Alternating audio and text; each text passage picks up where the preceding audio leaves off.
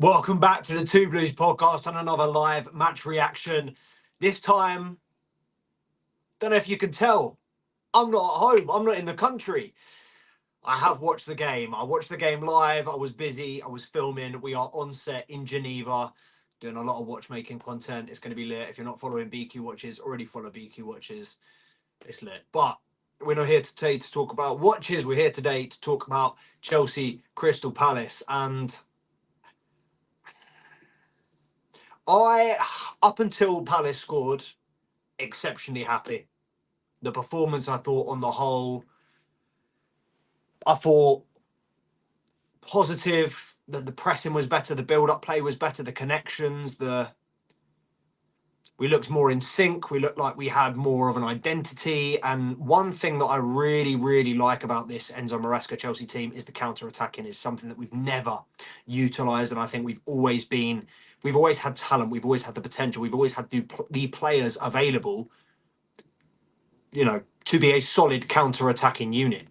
Now when you look at the likes of Cole Palmer, Madueke, and Neto, Felix, and Kunku Jackson, they've got a little bit more pace, a little bit more directness. And when you factor in players like Romeo Lavia, Enzo Fernandez, who can obviously, pick the balls through those lines, make those progressive passes forward, get those transitions started quickly, that's something I'm a big fan of. And I think we've been underutilizing that, or not utilizing it, should I, say more accurately, for far too long.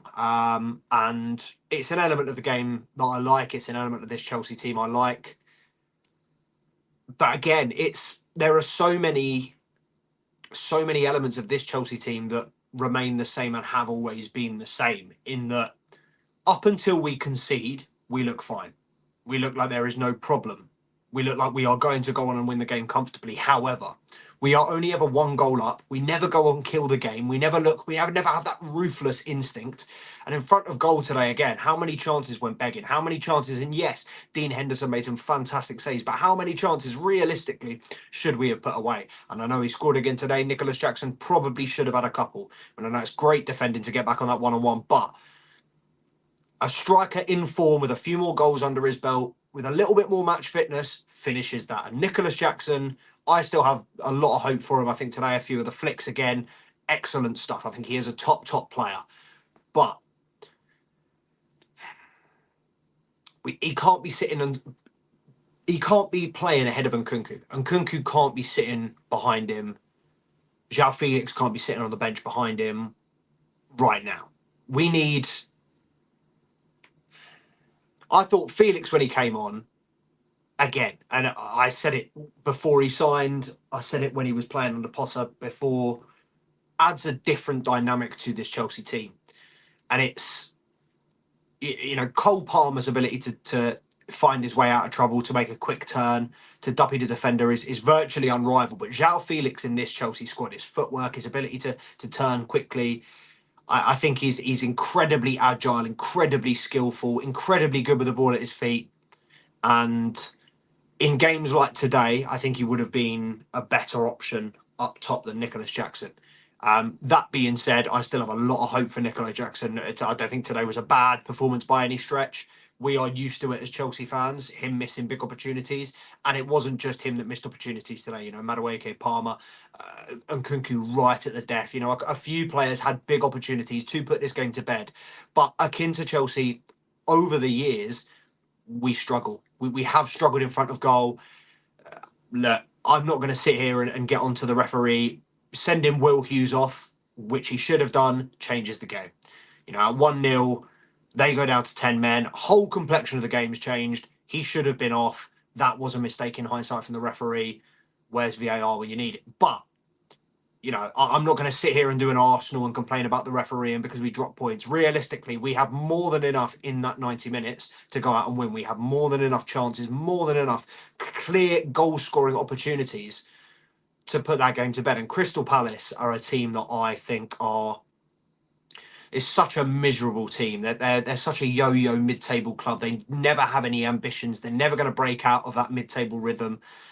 I think this season, and in my pre-season predictions, I said they could be close to going down. I think this year they are going to struggle without Elise. Eze top player, but can't do it on his own. You know, it's always been 2 or 3 of them with Elise Mateta. You know, now Munoz on the right, a little bit sharper today. I thought Kamada as well. What was going on with Kamada in the first half? He made 2 or 3 challenges that potentially should have seen him at least in the book earlier than he was. But I think that, yeah, the referee let a few things go today for Palace. By the way, apologies, I keep wiping my face. It's 30 degrees out here in Geneva.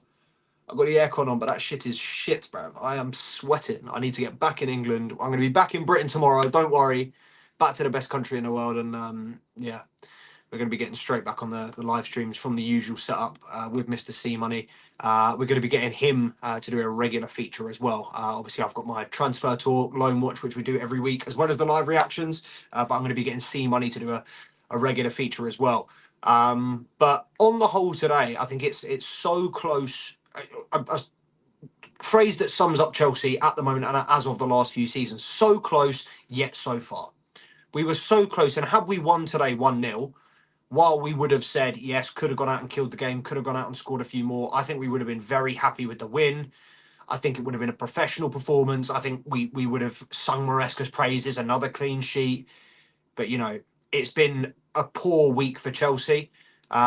I don't want to comment on other Chelsea content creators because I saw one thumbnail from earlier from the biggest Chelsea content creator that said we blew it. You know, it's been an awful week for Chelsea. But this is in no way worse than Servette. Today's performance, I would say, was a big step up from Servette, a big step up even from the Man City game, in parts, a step up from the Wolves game. I think, obviously, we were far more ruthless, free-flowing. It was a lot more of an open game against Wolves, as it so often is. But I think in passages today, particularly in the first half, I think we were excellent. But yeah, it's just the ruthlessness in front of goal, the clinical ability. You know, even when he came on, João Felix didn't have it today, and Kunku didn't have it today. And I do fear that with 8 forward players and 4 missing out in any given scenario. I mean, Jadon Sancho doesn't get straight into this starting team, not over Madueke and not over Neto, personally for me anyway. So Jadon Sancho's on the bench and Kunku's on the bench. João Felix is on the bench. These are 3 players that, I mean, João Felix maybe a little bit, I can give him a little bit more leeway, but these are 3 players that if we leave them on the bench this season, they're not going to be happy. They want more game time. They want to play, as all players do, of course. But if we continue to leave Christopher Nkunku on the bench, he will leave in the summer, I fear, or even in January. I think he's probably the closest to the periphery at the moment in terms of we could probably recoup what we paid for him, if not very, very close to that figure. And also in terms of the impact he's having on the squad, it's very clear that Maresca wants to play with a number 9. And it's very clear he doesn't see Nkunku as that number 9. I like Jackson, I think, in terms of physicality, technical ability.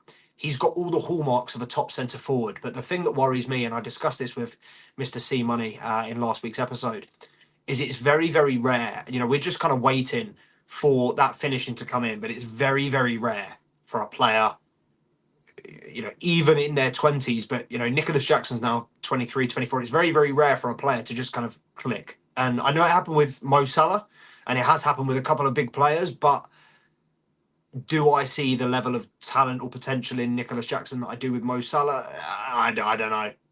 I don't know. But let's not forget how bad Mo Salah was at one point in front of goal. He was the most wasteful player in the Chelsea squad. And, 10 years down the line, they're talking about maybe one of the best Liverpool forwards to ever have played for the club. He's definitely up there with Dalglish and Gerrard. I think Carragher was saying in the conversation with Neville after the game today that he is, if he finishes out this season, if he plays next season, he's definitely in there with the greats. And I think longevity-wise, we're going to struggle to build something like that with the revolving door policy that we have with the transfers.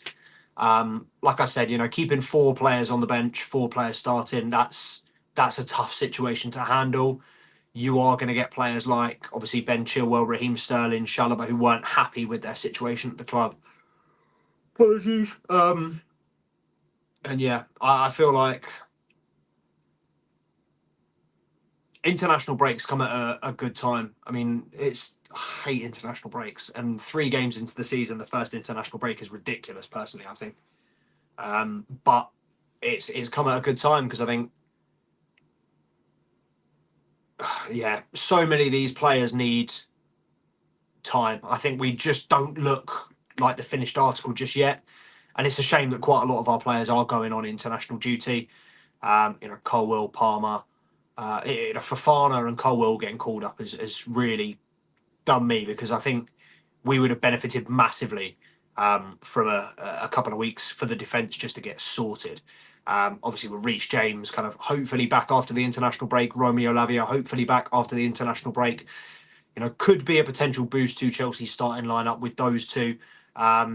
But now Caicedo's up to speed and Enzo and Caicedo are playing together. Does Lavia get back into that team after the injury? Based on his performances prior to being injured, I would say yes. Now it's a lot harder to unsettle one of those players. But one player I think is zero place in this squad is definitely Kiernan at Dewsbury Hall. Carney Chukwuemeka has obviously been recalled into the team. He was left out and made to train with the under-21s, but he has now been recalled.